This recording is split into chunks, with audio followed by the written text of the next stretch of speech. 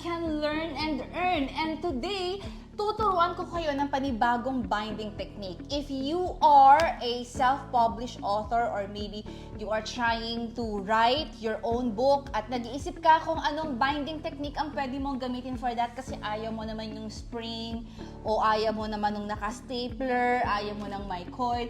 Gusto mo yung nakikita mo sa market na perfect binding, yung para talaga siyang totoong libro. Well, yan ang ituturo ko sa inyo ngayon. Okay, so makikita nyo dito, I have here mga sample na outputs, mga nagawa ko using this binding machine. No? So, look, tingnan nyo siya. Oh, perfect, wala siyang spring. It's like a real book na nakikita natin sa market. Ayan. So, I have here mga devotional for kids. Ito, devotional for women. Ayan, for kids again. This one naman is toxic. Paano mapagod sa pagiging wifey. This is for the couples. Love rewired. So, lahat to ay perfect binding, no? Yung tinatawag nating thermal binding or soft binding. Ayan, yan yung mga tawag sa kanya. Okay, or perfect binding. So, yan ang gagawin natin today at ipapakita ko sa inyo kung ano yung mga materials na kailangan natin. So, first, pinaka-importante, of course, kailangan natin ng papel.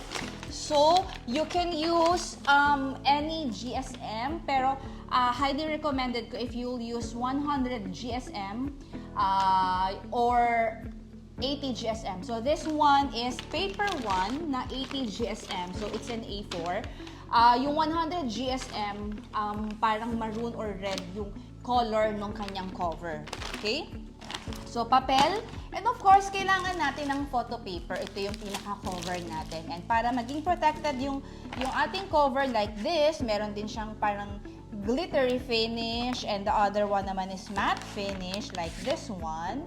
Ayan. So, meron tayong iba't ibang klaseng finish. Meron din glossy, may leather, may canvas. Ayan. So, kakailanganin mo na ang tawag dito ay photo top or cold laminating film. So, hindi mo kailangan ng laminating machine for this. But just in case you have a laminating machine, pwede rin naman. But I prefer na manual lang yung pag-apply ko kasi mas mabilis din. Ayan.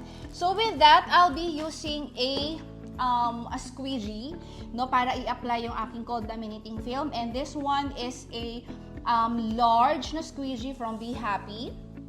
Okay, binili ko to sa kanilang Shopee account. And yes, meron din silang tinatawag na thermal binding machine. So, ito yung kailangan natin para ma-achieve natin yung ganitong output. Okay? So, this is sobrang dali lang niyang gamitin. Ipapakita ko sa inyo mamaya. And ito yung pinaka-machine or equipment na kailangan natin as we bind yung ating product for today. So, at bukod dyan, of course, kailangan natin ng mga tinatawag nating glue strip, okay? So, ito ay, it comes in many sizes. So, depende kung gaano kakapal yung project mo. Like this one, this is 6mm. Meron din tayong makapal. This one is, I'm not sure, pero mas makapal to sa 6mm. Parang mga 9 siguro to. Ayan. So, I have here iba't ibang sizes. Meron ding 8mm. Meron din tayong, this one is 3mm para pag manipis lang, and 4mm. So, ito ay nabibili din kay Be Happy, okay? So, if just in case nagustuhan mo yung output ng ating tutorial today, pwede ka nang mag-head on sa Shopee or Lazada account ni Be Happy and bilhin mo na to kasi this is really a good buy, no? Hindi mo kailangan ng heavy duty or big machines. This is so handy, sobrang gaang lang din niya.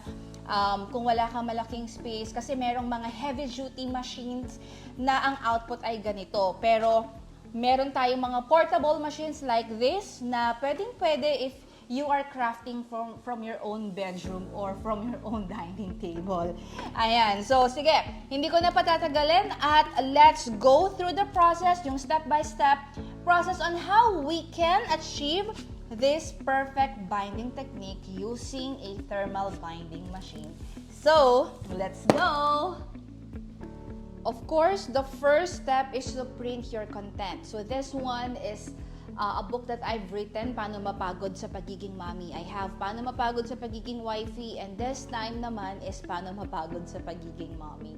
So, after reading this book, you will uncover 10 everyday mindsets, no, that turn mommies into burnout zombies. Ayan. So, ito ang gagamitin natin project for today. So, this is available on my e-commerce store.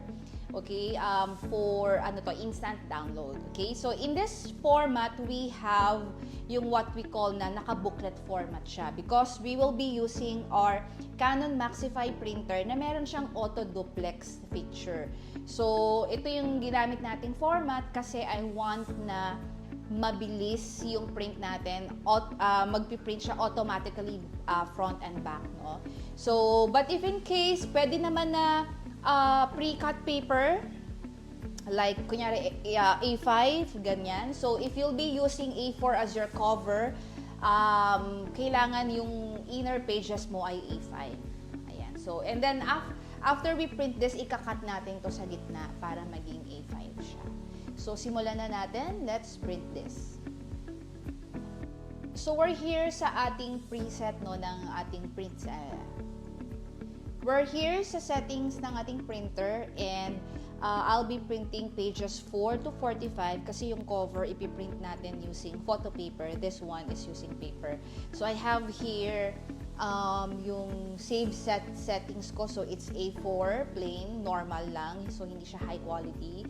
And I have here yung option wherein magpiprint siya ng back and forth. Yung auto duplex printing, no? So I have the on, tapos in short edge. And then, paper size is A4. So, this is so important yung next step, no?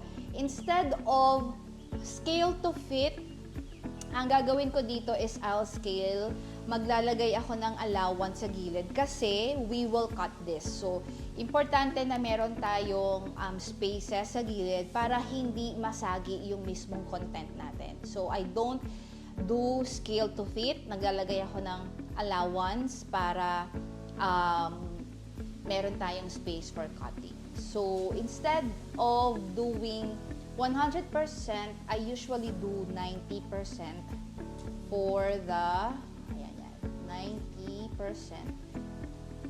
Ayan, okay? So, enough space na yan sa buong paligid. And then, media quality, again, it's normal lang. And I'll be using tray 2 sa aking Canon Maxify. And we will print this.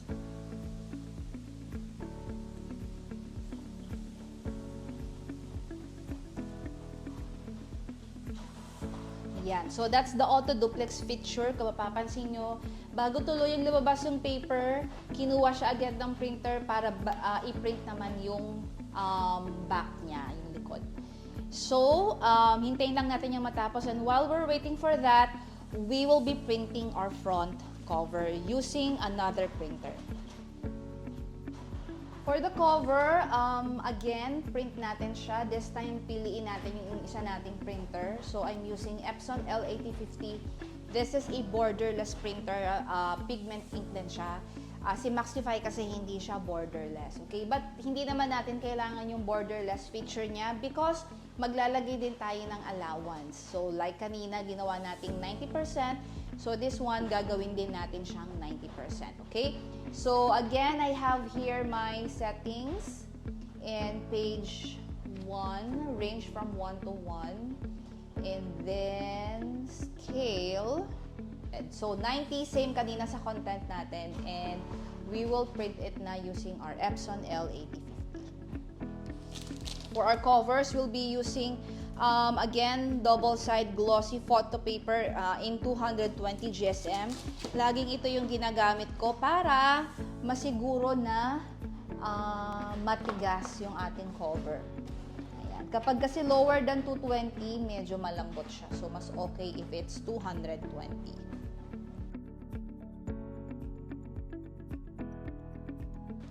Natapos nang i-print ang ating cover. So, ngayon, lalagyan na natin to ng photo top habang hinihintay nating matapos yung ating print out. Here's our cold laminating film or yung tinatawag nating photo top. And ipipil mo lang yung backing ng iyong cold laminating film, and it should look like this. It's a clear plastic. So, hindi mo muna yan tatanggalin ng isang buo. Kuha ka lang ng portion, yung taas. Ayan. And, zoom natin. Then, ilalagay mo yan dito sa taas. Ayan, babalik ka rin mo. You'll use your squeegee to apply.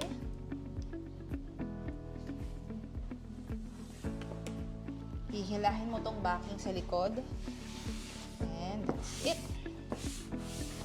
Then, making sure na lapat yung ating auto top. Ayan. So, lalagyan din natin yung kabilang side para hindi siya umaangat. So, we'll repeat the process lang.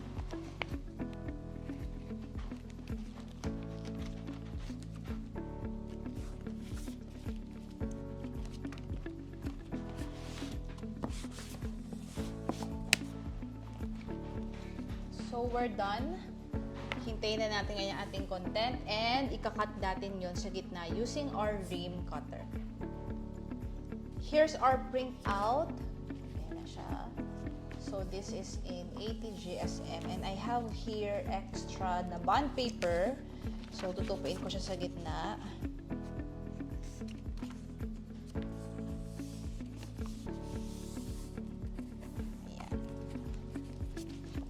Yung gagawin kong guide dito. Papantayin ko muna siya.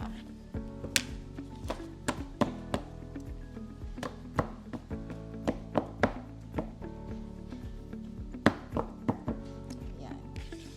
Then, I'll put this here sa ibabaw. And ready na tayo to cut this using our ream cutter. Here's our ream cutter. This is Officom. Ayan. So, pantayin lang natin. And, so natin here. So, let's adjust this. Okay. Hindi ko muna isasagad. Titignan ko muna if talaga bang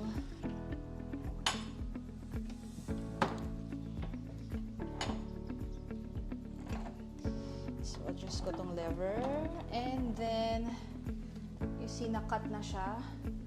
So, itutupi ko lang siyang gano'n kasi this is in booklet format. So, ito na yung kinalabasan.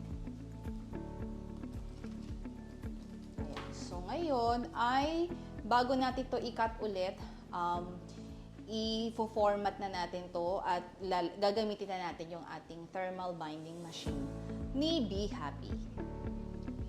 Here's a hack that I usually do kapag gumagamit ako ng perfect binding technique, no? So, this is, syempre, sigurista tayo. Gusto natin talagang to make sure na talagang dikit na dikit yung ating pages. Kasi minsan, nagugulo to kapag inilalagay na siya inside the thermal binding machine. So, what I do is, binabind ko muna siya using a padding glue. So, parang yung process natin kapag gumagawa tayo ng notepad. So, to make sure na pantay, so, gagamitan ko yan ng clip, binding clips.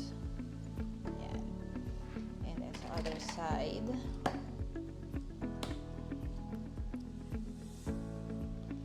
Yan. At lalagyan ko ng glue.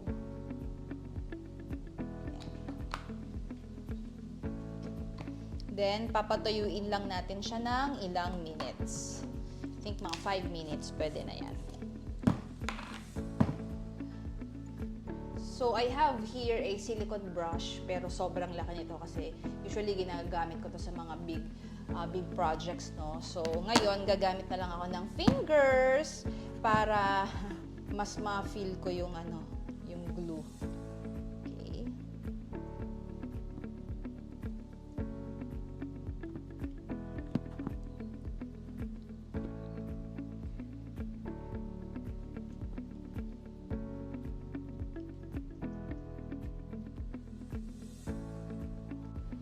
So, So we're done. Papatuyuin lang natin to ng 5 minutes and then we will bind it using our thermal binding machine. Para masiguro natin na maganda ang pagkakatupi at pagkakapwesto ng ating pages or content, so lalagyan natin, i-score natin tong ating cover. Okay? We will be using this VR Memory Keepers, The Works All-in-One Tool. This is also available kay Be Happy. Ayan. So marami tayong available na crafting tools and equipments kay Be Happy. So, yeah. Okay, so here's our cover and ipapakita ko close up kung paano natin siya isuscore. Bago natin siya score, i-trim lang natin yung mga excess na photo top.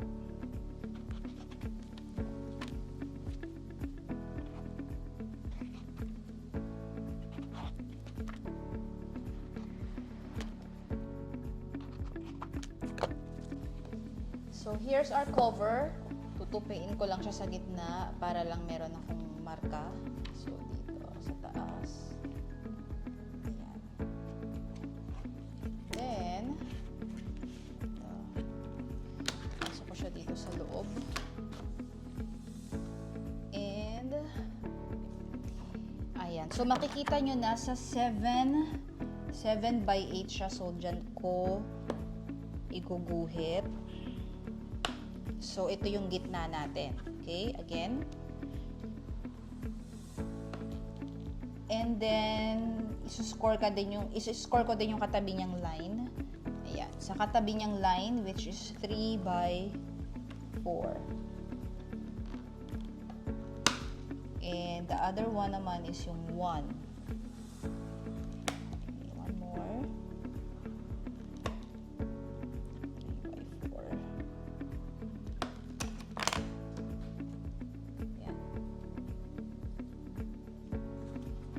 So, ito yung pinalabasan niya. So, we have 3 lines. Okay, so mas madali ito ngayong itupi dahil na-score na natin siya. Okay, ito sa kabila.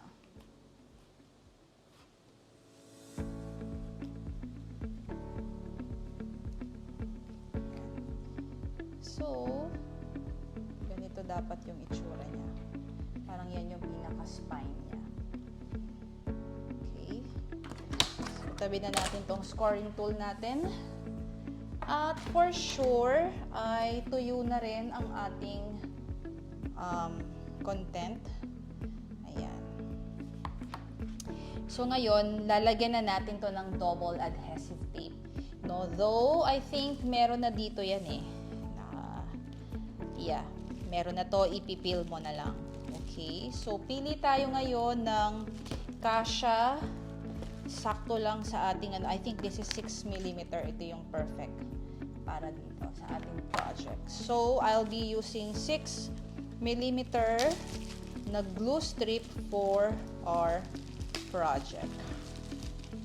So, again, yung glue strip na gagamitin nyo ay depende sa kung anong project, kung gaano kakapal yung project na gagamitin mo. So, kung titignan nyo, sakto siya dito, okay?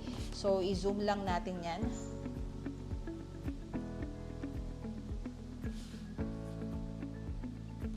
So, here's our glue strip. So, nagustuhan ko tong kay Be Happy kasi yung glue strip niya, yung adhesive niya is isang buo. Yung mga iba kasing mabibili mo sa China na ganito, ang tipid nila sa adhesive tape. Kaya nasanay ako na, meron kasi ako nabili in bulk before sa China galing na ang tipid lang nila sa adhesive tape. Pero itong kay Be Happy, isang buo siya naka-adhesive tape. Ayan, so para intact na intact yung ating cover. So, tatanggalin mo yung backing.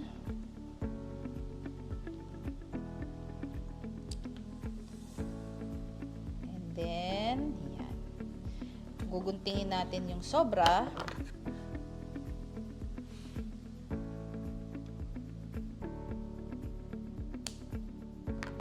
Ayan. So, ito, pwede mo pa ito magamit sa kung saan. Ayan. Okay. Ngayon ay ilalagay na natin ang ating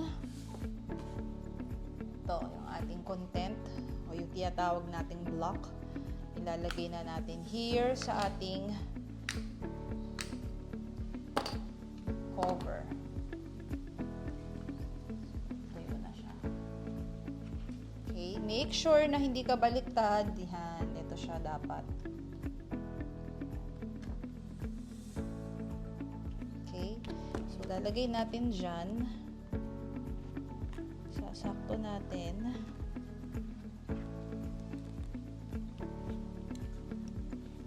Yan. So, don't worry kung hindi pa siya pantay. Ayan o, hindi siya pantay kasi ititrim pa natin yung pages natin. Remember, naglagay tayo ng allowance, no? So, ganun ang gagawin natin. Okay, habang hinihit natin to, nalagyan ko muna to ng clip. Dito sa kabila. Making sure na lapat yung ating block. Diyan muna siya. So, here's our thermal binding machine. So, saksak na natin to. Actually, dapat nag-preheat na tayo kanina para it will save us time. So, I have here my extension. Saksak natin yan. And you'll find the power button here sa gilid. Ayan. So, makikita natin yung color na blue. And then, kapag okay na siya, hintuon na yung blinking. Okay? So, open natin to. And hintayin natin maging ready ang ating thermal binding machine. So, nag-beep na ang ating machine. Ibig sabihin, pwede na siya. Kanina, blinking blue. So, right now, it's steady blue. So, re-remove na natin itong ating clips, binding clips, at ipapasok na natin sa loob ang ating book. And, pipindutin natin to. So, it's blinking blue again. Kapag tapos na siya, tutunog siya ulit, and then kukunin na natin yung ating book at ilalagay muna natin siya dito sa likod para matuyo.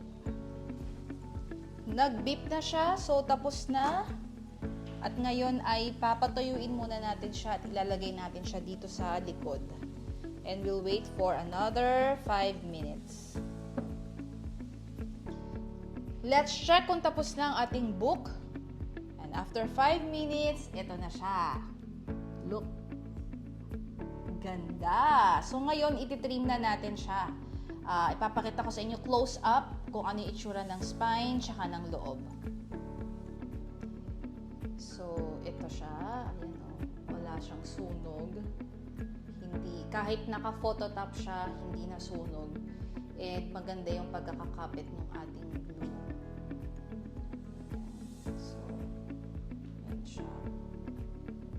Ngayon, ang gagawin natin ay ititrim na natin yung ating pages kasi hindi siya pantay. So, ikakat natin to. Ayan. And then, we're done. Gagamit tayo ulit ng rim cutter for this. So, ito yung guide natin. Let's see kung sakto.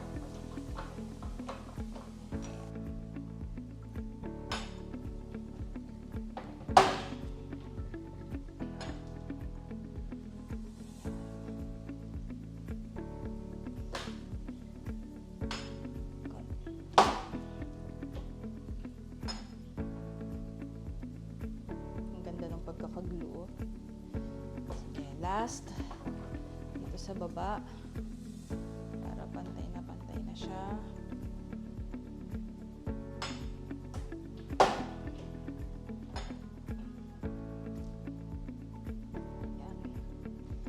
Ating output.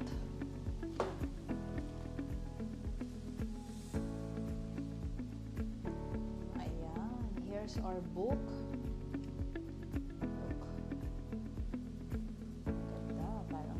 Parang ginawa siya sa factory, di ba? Perfect.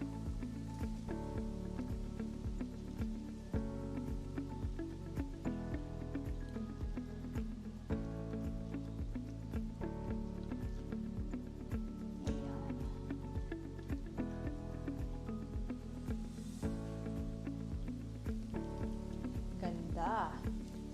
ganda ng output natin using our Be Happy Thermal Binding Machine. Ayan. So, ganyan lang ka-easy, di ba? Ang dali lang gumawa. So, if you are an aspiring author at gusto mo mag-publish ng sarili mong book, ayan, pwede. Pwede ka nang gumawa o kahit few copies muna. Ayan. So, this is Paano Mapagod sa Pagiging Mommy. Available to sa aking e-commerce store. Ilalagay ko yung link sa baba. Ayan.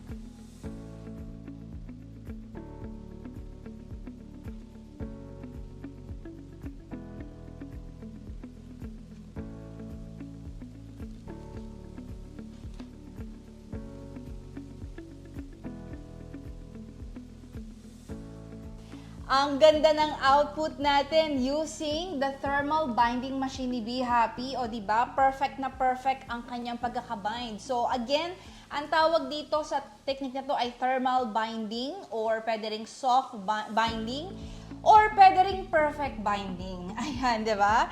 So ang ganda ng kinalabasan, kaya willing-willing din talaga ako sa gamit ng binding technique na yan. Tingnan nyo naman, ang dami na nating nagawa ng mga books using this binding technique. At sobrang dali lang niya. Kailangan mo lang itong machine na to at yung ating glue strip, and that's it. And don't forget yung hack na pinakita ko using padding glue to make sure na intact yung ating mga pages. And just to give you a tip lang din, kasi before I have other thermal binding machines galing sa China. Ayan. So ginagawa ko before, didiin ko talaga sa loob yung book, no, to make sure na dumikit talaga. So what happened is nasunog yung spine niya. So wala kang kailangang gawin na navigation once na nandun na sa loob yung ating book or yung ating binabind, kasi kapag diniin mo, pwedeng masunog yung spine. So hayaan mo lang, and then pag tapos na siya mag-bind, palamigin mo lang. Again, wag kang atat, wag mong kukunin agad, kasi kapag kinuha mo agad ng basa pa siya,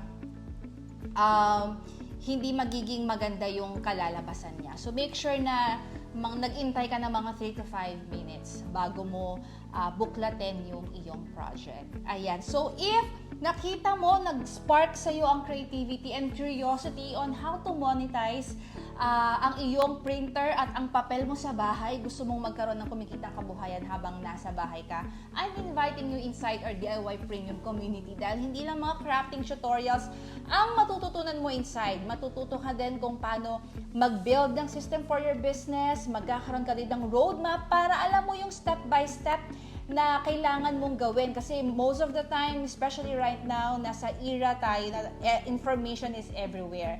So ang problem natin ngayon is distraction or na-overwhelm tayo, information overload. So inside our premium community, we've curated everything ng lahat lang ng kailangan mo sa iyong journey, and we have a roadmap for you. Whether you're a beginner, advanced, or wala ka pang idea, meron kaming plan and program for you. So again, hindi lang crafting tutorials ang makukuha mo inside.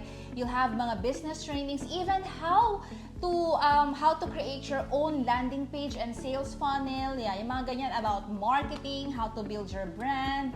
Ayan, and even, no, paano mo masiscale ang business mo using AI. So, if you are interested at gusto mo talagang pagkakitaan to, gusto mong i-monetize ang iyong computer, ang iyong phone, whether may gamit ka o wala, you can start with digital products. I'm inviting you inside our premium community dahil naka-hands-on ako doon sa mga moms na gustong mag-start ng kanilang kumikitang kabuhayan. And hindi naman sa pagyayabang, thousands of mommies na ang nakapag-launch ng kanilang mga brand.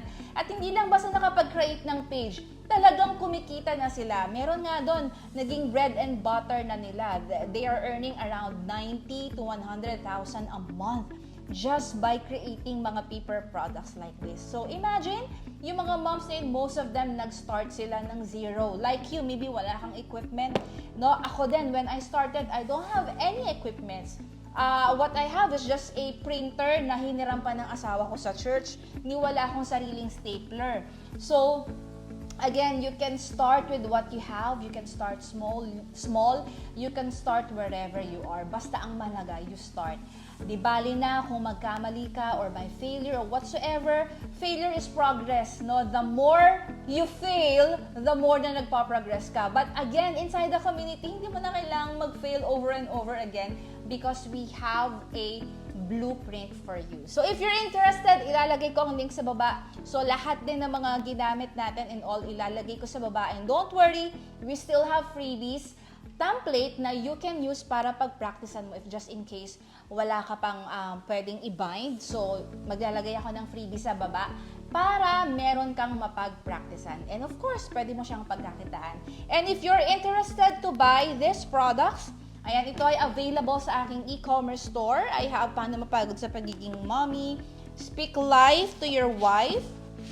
This is Twinning with Dear Wife, Speak Life. Ayan, so this is for a devotional for the married couples. I also have devotional for kids. This one is God's Pinky Promises.